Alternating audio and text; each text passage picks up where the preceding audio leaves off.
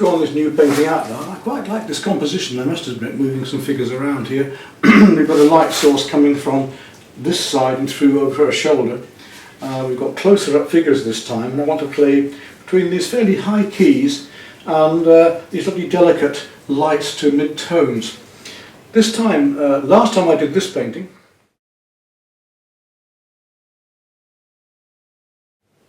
and that was using the sponge roller first of all, and then the brushes afterwards. This time I'm going to use the brushes first and work out a lot of these colours, and then work up with the sponge rollers in between and come back to the brushes. I want to keep these fairly abstract qualities working fairly well for me, so I'm working between the figurative and the abstract. As I say, the colours in this picture aren't particularly dark, they're not quite so strong. I want to keep to fairly high tones on this. We'll see how we go. Which brush? I'll start with a nice, I'm going to start with a medium size flat. I use flats on this most of the time. That one should do me, a nice ½ inch there. Don't want it too big for this job. And we're going to work up our mid-tones out to our darks again, and then from our darks back up to the final lights at the end again here. So let's have some fun with this, using the brush first of all, and maybe using the sponge roller in between to get the effects on the windows and so on here. Right, what we're going to start with then, let's start with this colour here. Mid-tones of burnt sienna and magenta, I think, there. A little bit of light into it. Fairly thick paint. I shan't show you the use of the roller and so on in the palette this time. I did that last time. There we are, that's a nice colour for that. Not far off, I think. Just block these colours in, painting the right colours in the right places, in the right shapes, relevant one to another. So this is my jigsaw method. And whilst I'm plastering those colours on, then I can blend into them at the same time as well if I wish to. When it's on your brush, wherever it is, paint it in with this jigsaw method. So you don't keep cleaning your brush off, wasting your paint, wasting your time. When it's on your brush, use it. And then we can gradually tint it if we want. So, if there's more pink here, I can come in with that pink and make it pinker and darker or lighter or whatever I need to do. All nice and pure colour going on there. Give a mixture straight on there to really get that bit of pink. Work across things, not just with things. Don't just work along the shapes of things, work across them as well. Just use this paint now to block in these areas where I'm going to put lighter colour later.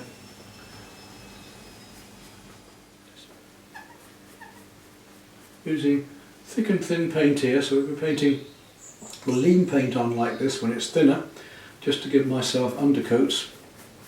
And I'm going to come back in and paint thicker paint over the top, which is the fat. And that technique is called fat over lean. Put in the undercoat here of the medium tone, I'll put the darker ones in, and then I can bring the light ones over the top to give the effect of this bottle quite quickly. Let's get the base coats in first of all. Slight green tint going on over here, so we'll start to get that green tint in. Get this underpainting on so that I can put a bit of sponge roller over the top and then come back again, I'm hoping. Where else is it? Start coming down into here a bit greener and bluer in there. Let's take that colour and just try and get that mix going on there. These subtle changes of colour here that I've got to find and then lose this pencil work.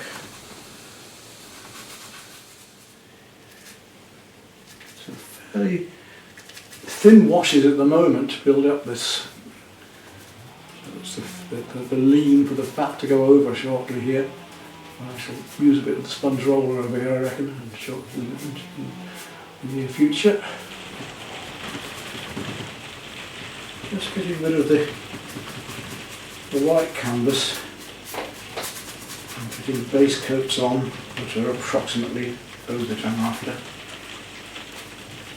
Whatever my colour is, if it's somewhere else, I've got to get it in now when it's on my brush.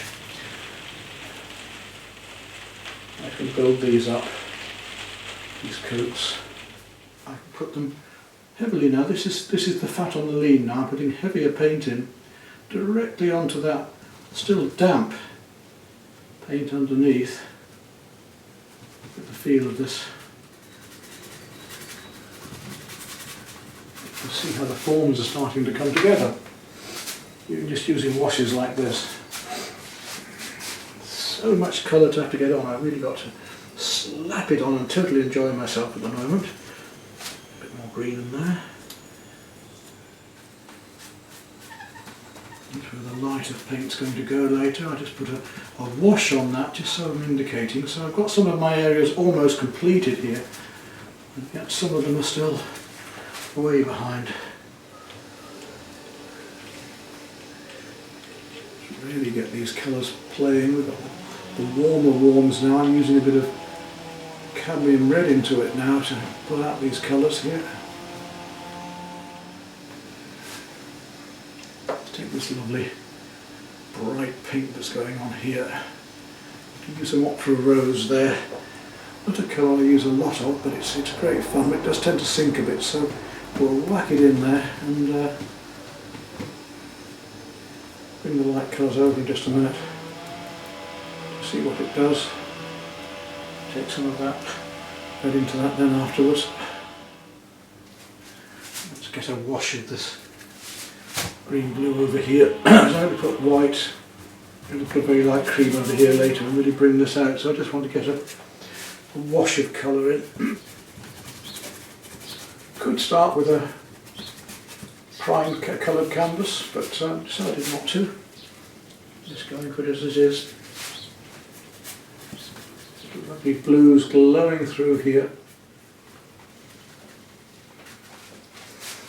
Now it's down to some deeper purples and blues.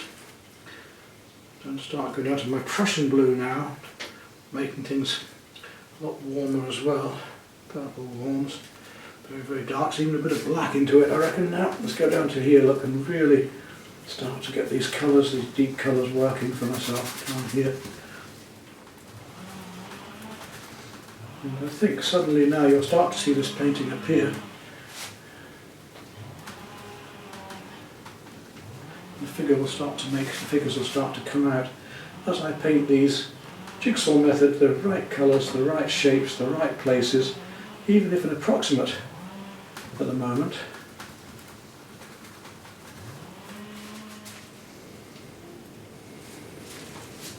So we've got our mid-tones, and we're working down to our darks at the minute. Got most of the darks in actually, it's surprising how quickly this can go.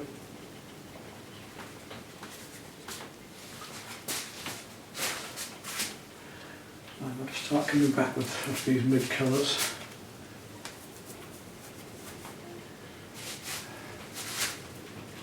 I want to come now, I think it's at the stage now where I want to come back in with a sponge roller and do the looser work with the sponge roller in between, and then come back again with the brushes after that.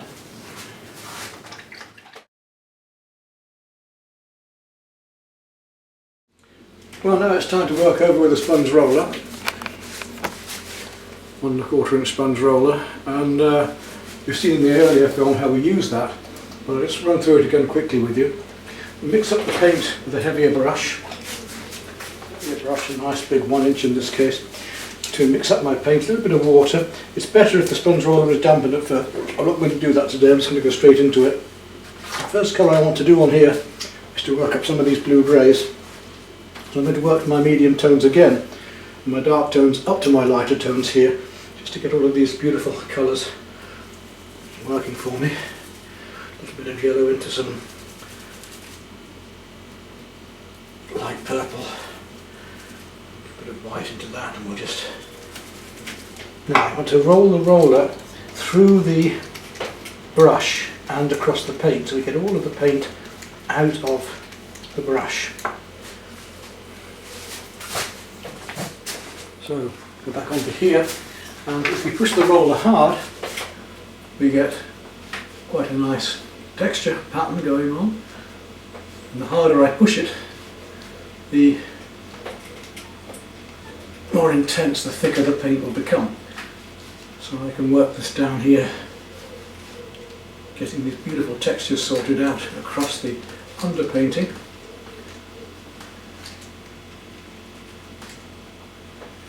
Here as well, and you can see we can start to get some lovely effects even over brushwork. So last time I showed you we were using the roller directly to do underpainting. This time I'm using the roller to go over underpainting from the brush. So now I'm going to put the film on to fast forward, and you'll just see how the roller works all the way through without my discussing it further.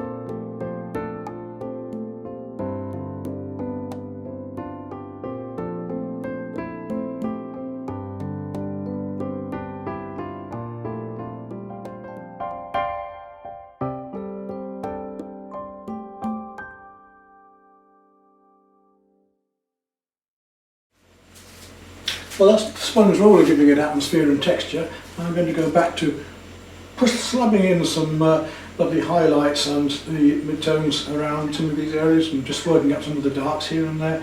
I'm going to put some pure whites in first of all to really bring out these highlights with the brush.